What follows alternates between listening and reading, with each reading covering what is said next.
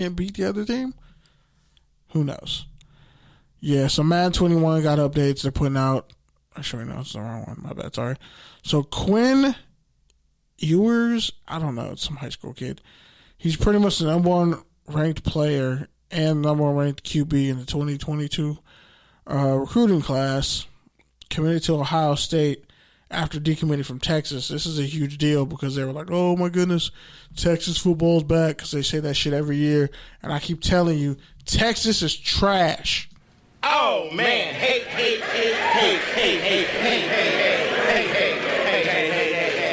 The only thing more trash and overrated than Texas football is a Kevin Hart comedy special. Yeah, I fucking said it. If you don't hear nothing else this episode, I hope you heard that punchline. Because I said what I said. Oh man, hey.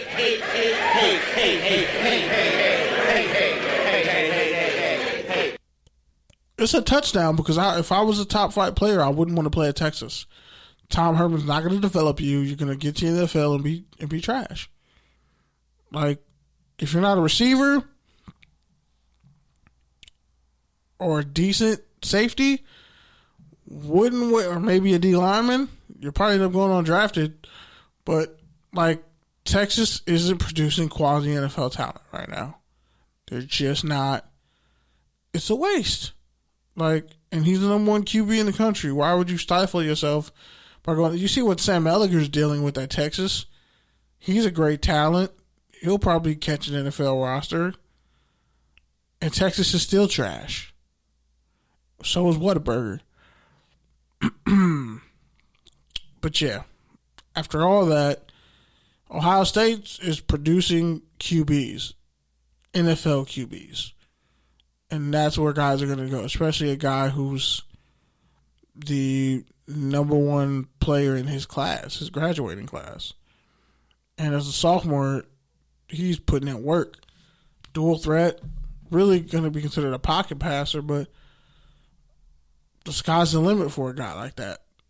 So it's just smart to go to Ohio State for a QB right now.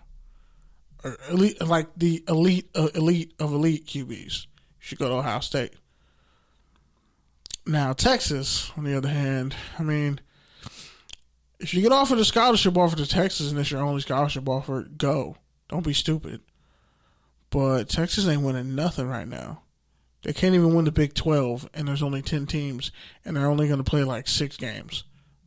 I think senior, and by the way, a lot of schools are implementing that for senior night, only the parents can be there. I know Boise State did that because the state of Idaho has like strict orders, but yeah, that's a thing that's happening.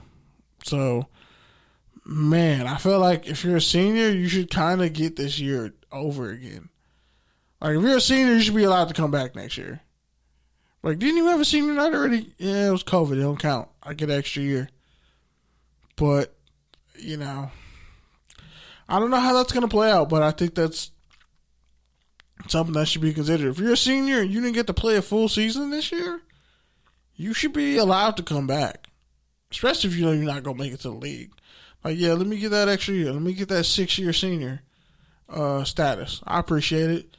You said my scholarship don't count if I opt out or opt in either way. This shouldn't, like, no one should lose a year of eligibility. So technically, if you're a senior, you should be able to play this year. And if there's a full season next year, that's only right. Right? I don't know. That's just me. That's just something I think that should be done. But hey, again, Texas football's trash. And the only thing that delivers more, but the only thing that underdelivers more than Texas football is, again, a Kevin Hart comedy special. And yes, that special was trash. Can't keep talking about your money and whatever. Either way, Kevin Hart's comedy special was a turnover for me. He funny, but he ain't been funny in a minute. Yeah. So, the Thanksgiving Day triple header. Total turnover because, you know, only 2 out of the 3 happened. Houston beat the dog shit out of the Detroit Lions. But I'm used to seeing the Lions get pounded out on Thanksgiving. Like, honestly, Falcons games and Lions games on Thanksgiving should come with a parental advisory sticker or some type of an OnlyFans warning, because it feels like akin to X-rated adult activities when I watch the Detroit Lions just play bad football in prime time, because it is really bad football. Like, the Texans are bad, but holy shit, the Lions suck. But also, I feel bad for Matthew Stafford. Greatest quarterback in the team's history.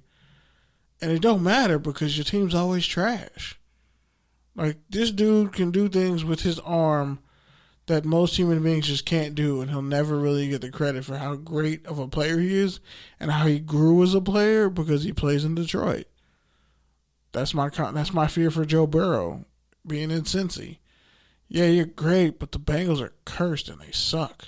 Just like the Lions are cursed and they suck. But that's what happens when Henry Ford, if you didn't know, actually worked with the Nazis, because he had factories out there and he was getting people like, hey, you're bombing too close to my factories. Like, you can look this up. A lot of American companies did business with Hitler, and Henry Ford was one of the main ones. Yeah. Crazy times. But anyway.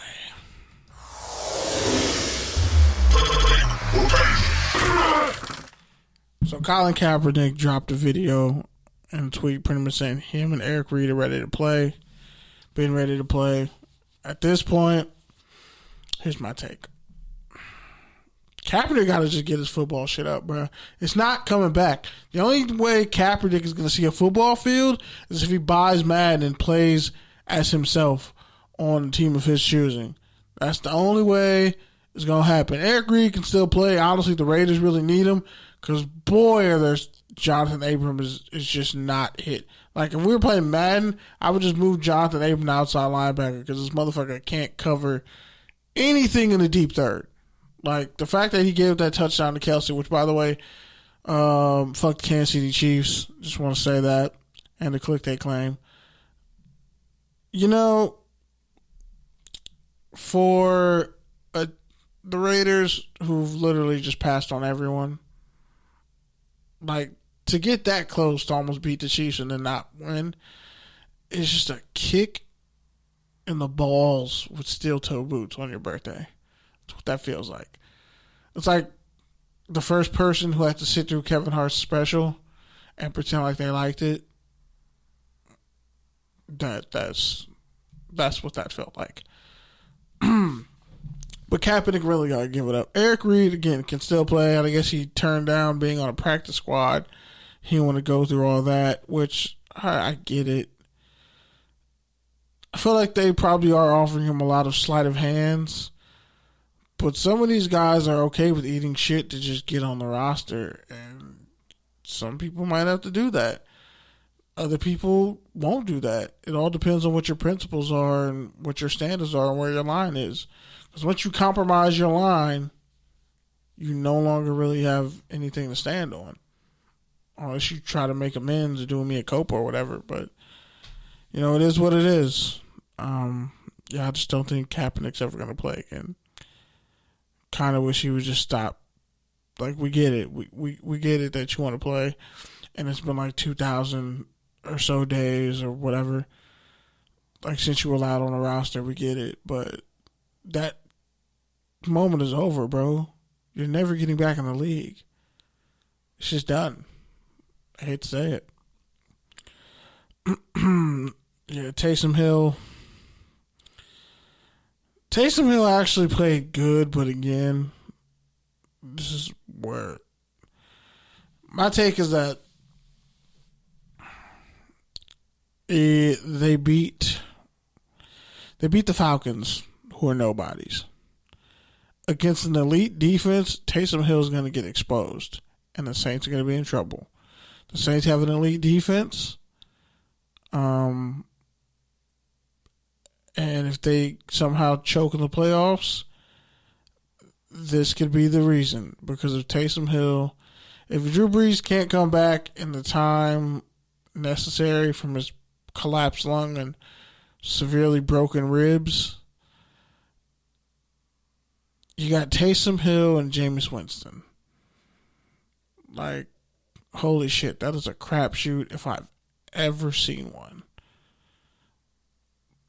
And I just don't think Taysom Hill's going to sustain it. If you're not, he can. If the line does what they do, he'll look good, but he won't be the reason they win. He has to be the reason they don't lose.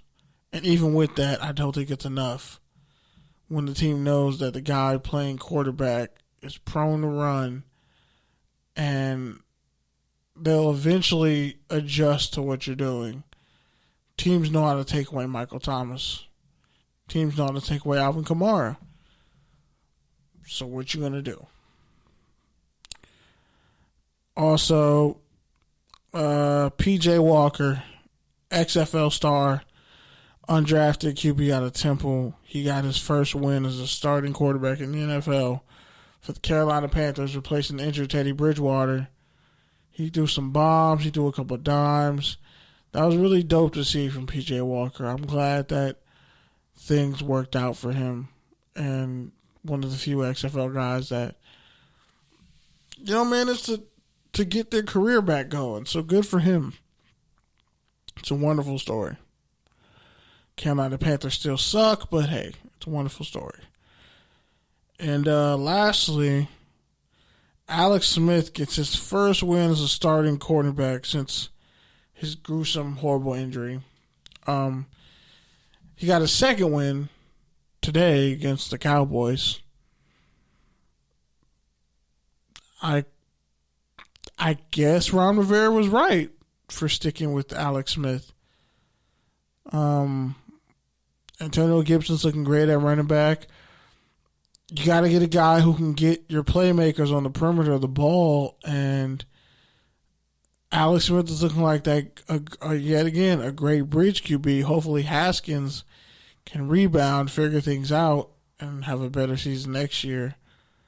But it'll be a shame if they just totally gave up on him. But they're probably going to totally give up on Haskins because it's just, that's the politics. Like, a lot of QBs who have great potential will get squandered by a veteran who can still play because these teams legitimately don't want to take the time to invest and build around a guy like the Bills have done with Josh Allen.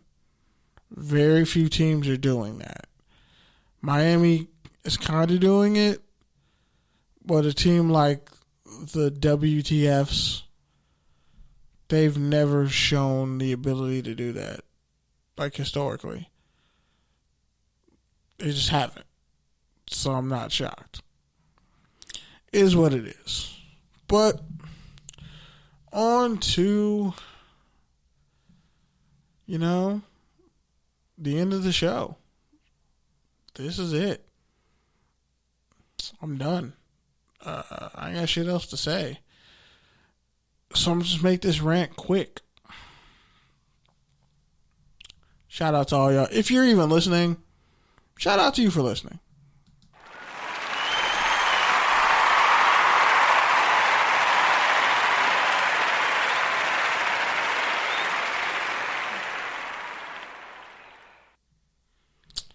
So, shout out to all my people in the food industry. Shout out to Eric. Shout out to Izzy. Shout out to Pete. Shout out to everybody. Shout out to people in the food industry, man, because, oh boy, we deal with a lot of y'all stupid-ass people's problems. And a lot of y'all, I judge people on how they act in grocery stores. Like, you do dumb shit there. I know, like if you don't do something as simple as putting a shopping cart back, a service that is free and that was done for your benefit, that'd actually be better if people cut it out and said you're on your own. I'm judging you if you don't put shopping carts back. Like, that's a character flaw if you don't do no shit like that. And yeah, man, just people act really stupid during the holidays in these stores, and you talk to people like they won't punch you in the face, and I just don't understand that. Like, be kind and courteous to these people, especially people who are essential workers. Like, be kind and courteous to them, man. They got families too. Trust